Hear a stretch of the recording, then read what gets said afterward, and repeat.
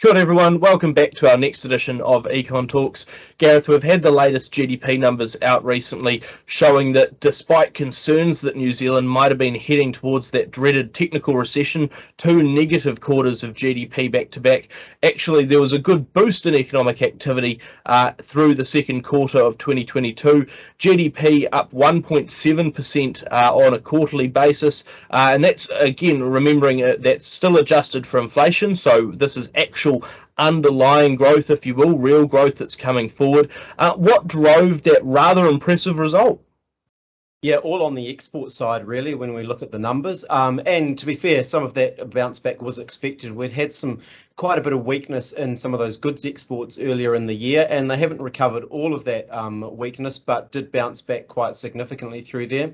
We've also, of course, seen through the June quarter that the borders have been partially reopening, and then through into the September quarter, of course, completely open now. And so we're starting to see a pickup in tourist numbers coming back, particularly initially people coming to visit from Australia. I think the most recent couple of months has been sitting at about 65 to 75% of pre-COVID levels. So that is a pleasing bounce back, and what did show through in the GDP numbers as well. I guess contrasting against that strong growth was the fact that the domestic economy was actually very weak. I think there was a 1% contraction in domestic economic activity. And so although the overall GDP result was positive, for many businesses, that drop off in spending, particularly household spending through the June quarter, will have felt somewhat like a recession anyway. Absolutely, and we know that, when we look at those components, there's quite a difference that's coming forward as well, right? And some of the drivers of that is important to dig into.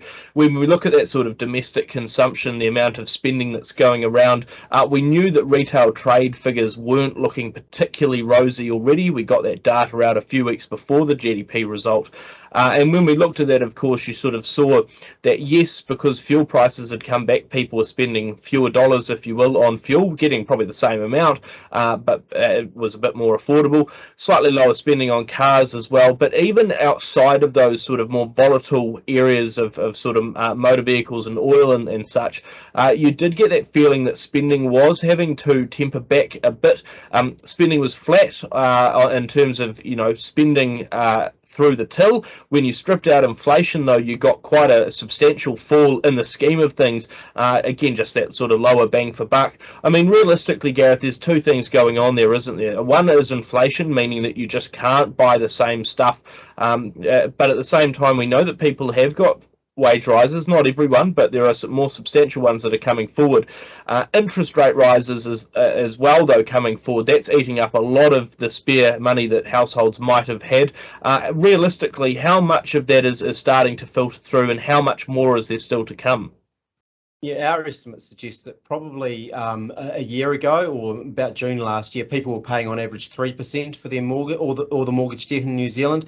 That's probably sitting at about 4.5% at the moment. But expectations are that interest rates and mortgage rates are going to push north of 6%, and so probably only halfway through that sort of squeeze on household budgets from the lift in mortgage rates that is occurring. So that is quite concerning when you think forward over the next 12 to 18 months, just how much more of an impact might be coming through. And that drop off in household spending that we've seen, it is across the board. I don't think there were any spending categories that were sort of spared that drop off. So people are cutting back everywhere at the moment, given the pressures they're under, and that's got to be sort of bad news for businesses going forward over the next year or so, as that pressure continues to come through on spending activity, and ultimately on the demand that businesses are experiencing.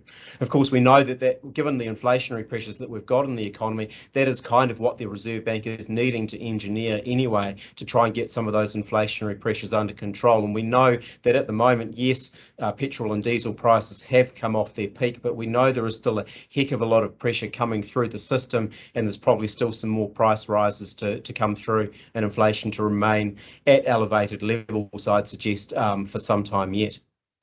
Yeah, and it's interesting looking through those numbers of the GDP release a little bit closer, because that 1.7% is quite strong. You know, realistically, given that we were worried that it was going to be substantially weaker, still avoiding recession, but expectations were moderated a lot. That sort of stronger starting point does, I think, highlight, one, that immediate bounce back in tourism, and realistically going from nothing to anything was going to be a fairly good bounce. But you do get the feeling with some of those underlying figures, particularly around sort of household spending and what have you, that wasn't just a one-off. That's going to continue to be persistently weaker throughout the next few quarters, if you will, because of that increasing interest rate that the Reserve Bank's going to be wanting to pursue. I mean, realistically, though, when we look at that number, that 1.7, very close to the Reserve Bank's expectations, still doesn't show the economy in a particularly slow or sluggish position that you might need for businesses to immediately respond and think, gosh, I can't raise my prices anymore. I need to, be a little bit more considerate. Maybe I won't sort of go with the same pressure. So you do, I guess, get the feeling that at the moment the numbers are tracking where the Reserve Bank had been forecasting it was going to be, but still suggesting that inflationary pressures are present. I mean, what does that mean for the interest rate outlook? Realistically, there's going to be more pressure, at least to continue with that current path of sustained rises, at least for the next few months, to try and continue getting inflation under control.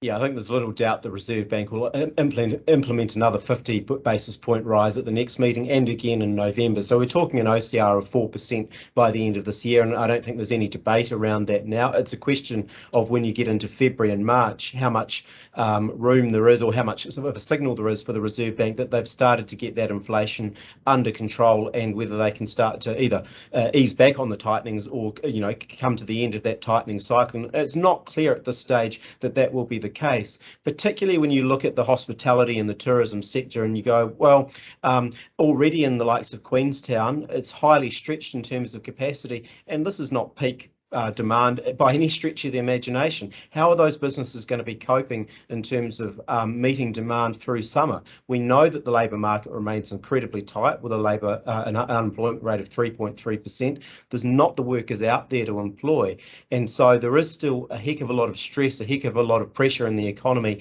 and it could well be the case that by early 2023 those pressures have not eased substantially, have not eased enough or clearly for the Reserve Bank to actually stop the tightening program. So there are real upside risks coming through in terms of interest rates beyond what we previously expected.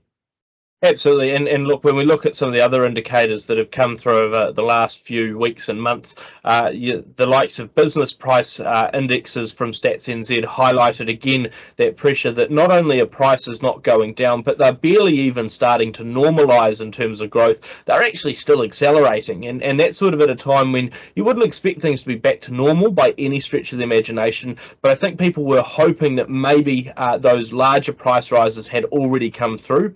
The fact that you're still getting more of those now, and there's no immediate signs of slowing, even with the most recent food prices, for example, does suggest that sort of more persistence around inflation. And I think, the risk very much is that you might have some of those more volatile price elements that do fall away, but there is sort of more core stickiness around prices.